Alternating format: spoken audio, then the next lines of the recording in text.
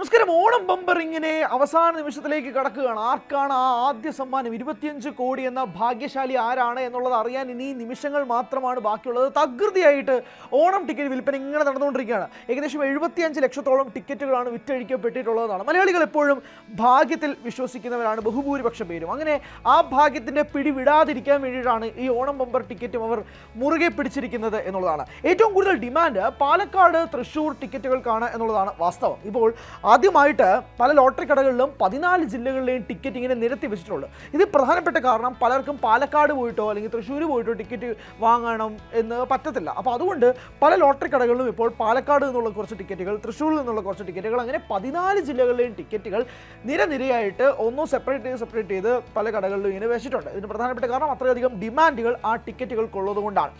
Onam bumper എന്ന് മാത്രമല്ല, ഇപ്പോൾ നമ്മൾ കാണുന്ന ഒരു പ്രധാനപ്പെട്ട കാര്യം, ആർക്കെങ്കിലും ഭാഗ്യശാലി ആയിക്കഴിഞ്ഞാൽ, അതായത് ഒന്നാം സമ്മാനമായ 25 കോടിയോ രൂപയൊക്കെ കിട്ടിക്കഴിഞ്ഞാൽ അവരാരും മാധ്യമങ്ങൾക്ക് മുന്നിൽ വരാറില്ല എന്നുള്ളതാണ്. നിങ്ങൾ ശ്രദ്ധിച്ചിട്ടുണ്ടാവും ആ ഒരു പാറ്റേൺ.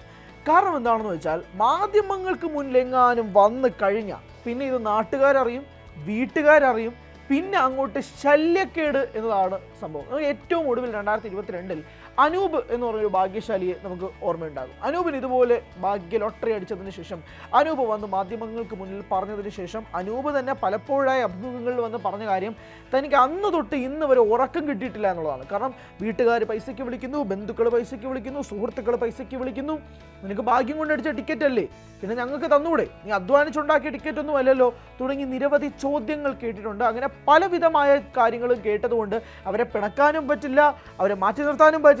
അങ്ങനെ ആകെ കൂടി ഒരു ചോദ്യചിഹ്നത്തിൽ നിൽക്കുന്ന അനൂപിൻ്റെ ജീവിതം നമ്മുടെ മുന്നിലുണ്ട്.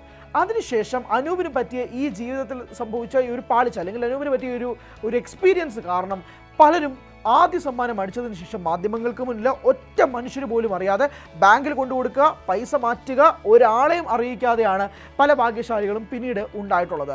ചോദ്യങ്ങൾ പലവിധമാണ്. ഈ ഓണം ബമ്പറിൽ ആദ്യ ഭാഗ്യശാലി വന്നു കഴിയുമ്പോൾ ഇതുപോലെ മാധ്യമങ്ങൾക്ക് മുന്നിൽ വരുമോ? കാരണം കൈപ്പേറിയ പല ഓർമ്മകളും പല ജീവിതങ്ങളും അയാളുടെ മുന്നിലുള്ളത് കൊണ്ട് തന്നെ ചിലപ്പോൾ അയാൾ മാധ്യമങ്ങളുടെ മുന്നിൽ വന്നില്ലെങ്കിലും അതിൽ അത്ഭുതപ്പെടാനൊന്നുമില്ല എന്നുള്ളതാണ് പ്രധാനപ്പെട്ട കാരണം.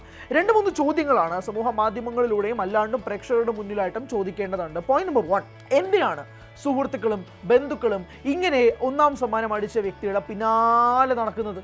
ഓക്കെ, നമുക്ക് പരിചയമുള്ള ഒരാൾക്ക് സ്വാഭാവികമായി ഇത്രയും വലിയൊരു ലോട്ടറി അടിക്കുമ്പോഴേക്കും നമ്മൾ അഭിനന്ദിക്കാം, അനുമോദിക്കാം, ഇതൊക്കെ നടക്കുന്ന കാര്യങ്ങളാണ്. എന്നാൽ ഒരു 10 ലക്ഷം തരുമോ, ഒരു 20 ലക്ഷം തരുമോ എന്ന് ചോദിച്ച് പുറകെ നടക്കുന്നത് എന്ത് മാന്യം കെട്ട രീതിയാണ് എന്നുള്ളതാണ് ആദ്യത്തെ പോയിന്റ്. അയാൾക്ക് അയാളുടെ ഭാഗ്യം കൊണ്ട് അടിച്ചതായിരിക്കാം, അയാൾക്ക് അയാളുടെ ലക്ക് കൊണ്ട് അടിച്ചതായിരിക്കാം, അയാൾ ചിലപ്പോൾ സെലക്ട് ചെയ്ത ടിക്കറ്റ് ചിലപ്പോൾ അയാൾക്ക് അപ്പം ഉണ്ടായ തോട്ട് കൊണ്ട് അടിച്ചതായിരിക്കാം, എന്തോ ആയിക്കോട്ടെ. അതിനാണ് നമ്മൾ ലോട്ടറി അടിച്ച് ഭാഗ്യശാലി എന്ന് അയാളെ വിളിക്കുന്നത്. കാരണം ലക്ക് ഫാക്ടറിൻ്റെ പുറത്ത് മാത്രമാണല്ലോ അയാൾക്ക് ആ ലോട്ടറി അടിക്കുന്നത്. എന്ത് ആസ്പെക്റ്റിലാണെങ്കിലും ശരി, അത് അയാളുടെ പൈസയല്ലേ. എന്തിനാണ് അയാളുടെ പിന്നാലെ നടക്കുന്നത്? നമ്മൾ പോയിട്ട് ഒരു ബിസിനസ്സുകാരനോടോ അല്ലെങ്കിൽ ഏതെങ്കിലും ഒരു വ്യക്തിയോടോ, ഒരു പണക്കാരനായ ഒരു വ്യക്തിയോടോ പോയിട്ട് ഒരു 10 ലക്ഷം താ, ഒരു 20 ലക്ഷം താ എന്ന് നമ്മൾ ആരോടെങ്കിലും പോയി ചോദിക്കാറുണ്ടോ? അപ്പോൾ നമ്മുടെ ഉള്ളിലുള്ള കാര്യങ്ങൾ എന്താണെന്ന് വെച്ചാൽ, അയാൾ അധ്വാനിച്ചുണ്ടാക്കിയ പൈസ ആയിരിക്കാം, അയാൾ ബിസിനസ്സുകാരനായി ഉണ്ടാക്കിയ പൈസ ആയിരിക്കാം. അതിൽ നിന്നും എങ്ങനെയാണ് ചോദിക്കുക, അതിനൊരു ഉളുപ്പ് വേണ്ടേ എന്ന് നമ്മൾ ചിന്തിക്കാറുണ്ട്. അങ്ങനെ ഒരു വ്യക്തിയോട് പോയി പൈസ ചോദിക്കുക എന്ന് പറയാൻ. അതേപോലെ നിങ്ങൾക്ക് ഇതിനോടും ചിന്തിച്ചൂടെ? അയാളുടെ പൈസ, അയാൾക്ക് ലോട്ടറി അടിച്ച് കിട്ടിയ കാശിന് എന്തിനാണ് നിങ്ങൾ ആ 5 അപ്പം 5000 പേർക്ക് വീതിക്കണമെന്ന് വാശി പിടിക്കുന്നത്? അയാളുടെ പൈസയായിട്ട് അയാൾക്ക് തന്നെ വന്നൂടെ? അയാൾക്ക് സന്തോഷത്തോടുകൂടി മാധ്യമങ്ങളോടും ജനങ്ങളോടും വന്ന് ഇത് എനിക്കടിച്ച ലോട്ടറിയാണെന്ന് നാട്ടുകാരോടൊപ്പം സന്തോഷം പങ്കുവയ്ക്കാനുള്ള ബോർഡർ, അതിർവരമ്പ് ക്രിയേറ്റ് ചെയ്യാനുള്ള പ്രധാനപ്പെട്ട കാരണമായി മാറുന്നതും ഇന്നത്തെ സമൂഹമാണ്, ജനങ്ങളാണ്.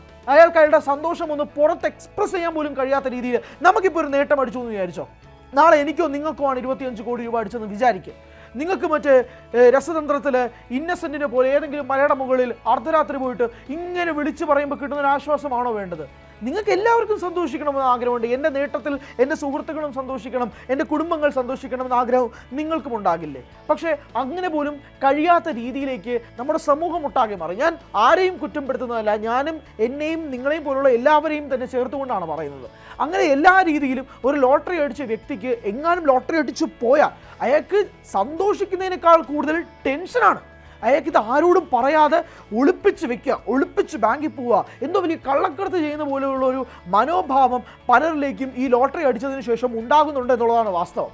അങ്ങനെ എന്തോ വലിയ അപരാധം ചെയ്തു, ഇത് ആരെയും അറിയിക്കാതെ ഇതൊന്ന് തീർക്കണമെന്നുള്ള ടെൻഷൻ, പ്രഷർ ക്രിയേറ്റ് ചെയ്യാനുള്ള പ്രധാനപ്പെട്ട കാരണം സമൂഹം തന്നെയാണ്. അതുകൊണ്ട് തന്നെയാണ് ഈ 75 ലക്ഷം ടിക്കറ്റുകൾ വിൽക്കുമ്പോൾ പോലും എല്ലാവരുടെയും ഉള്ളിൽ ഉറങ്ങുന്നതിന് മുമ്പ് ഈ ലോട്ടറി എനിക്ക് അടിക്കണമേ എന്ന് പലരും ചിന്തിക്കുന്നതിന് ഏറ്റവും പ്രധാനപ്പെട്ട കാരണങ്ങളിൽ ഒന്നും ആ ഭാഗ്യശാലി ഞാനാവണം, പക്ഷേ അത് ഒരു മനുഷ്യൻ പോലും അറിയരുത് എന്നുള്ള ചിന്ത കൊണ്ടാണ്. ആൾക്കാർ ഗ്രീഡിയാണ്, ആൾക്കാർ എല്ലാവർക്കും പൈസ ഉണ്ടെങ്കിൽ അയാളുടെ പിന്നാലെ പോകുന്ന സമൂഹമാണ് ഇന്നും പണ്ടും ഒക്കെ ഉണ്ടായിട്ടുള്ളത്. പക്ഷേ മാധ്യമങ്ങളിലൂടെ ഈ റീച്ചും കൂടി വന്നതിന് പിന്നാലെ ആരും പുറത്തേക്ക് പറയാൻ പോലും രീതിയിലുള്ള അവസ്ഥ ഉണ്ടാക്കി വെച്ചിട്ടുണ്ട് എന്നുള്ളതാണ് വാസ്തവം.